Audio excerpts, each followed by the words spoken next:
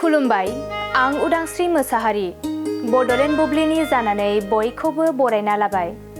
दिनै 8 मे 2024 नोंथांमोननो बड'लेण्ड बुब्लिया दिनैनि साना मानि थाखाय मिथिजायो एबा दिनैनि सानाव मा हाबाफारि फालिनाय जायो नोंथांमोननो फारि फारि बड'लेण्ड बुब्लिया फोरमायगोन।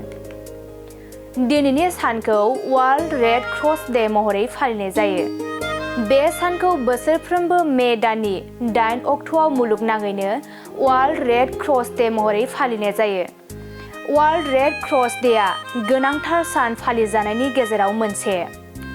बे सानाव रेड क्रसनि गायसनगिरि हेनरी डानेटनि जोनोम सानखौ गोसोखांनाय जायो।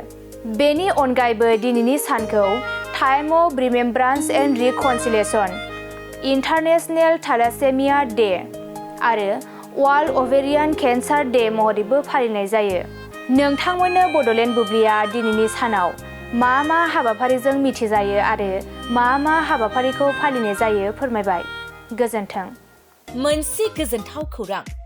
नोंथाङा नोंथांनि न'खौ समायना रमायना जोंख्लाब माख्लाब खालामनो गोसो दं नामा? थारैनो नोंथाङा नोंथांनि न'खौ समायना रमायना साजायनो गोसो दंब्ला नोंथांमोननि थाखाय बिजनेस बेन्स प्रडाक्ट्स कम्पानिया गोजोनथाव खौरां लानानै फैदों।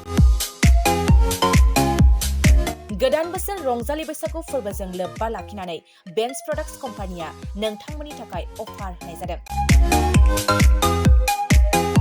चिरां जिल्ला बेंटल गेट 27 राजा लामानि एबा सिबिथाय लामानि साखाथियाव नोंथांनि न'खौ समायना रमायना खालामनो गोसो जानाय रायजो राजाफोरनि थाखाय बिजनेस बेन्स प्रडाक्ट्सआ लानानै फैदों गोजोनथाव खौरां।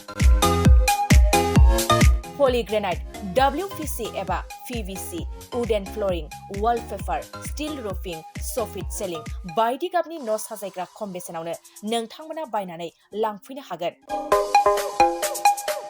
बेनि अनगायैबो नोंथाङा गोबां बाथ्रा मिथिनो थाखाय नैबे 8474015053 जानबुं नम्बरनि गेजेरजों नोंथाङा फन खालामनानै मिथिनो हागोन।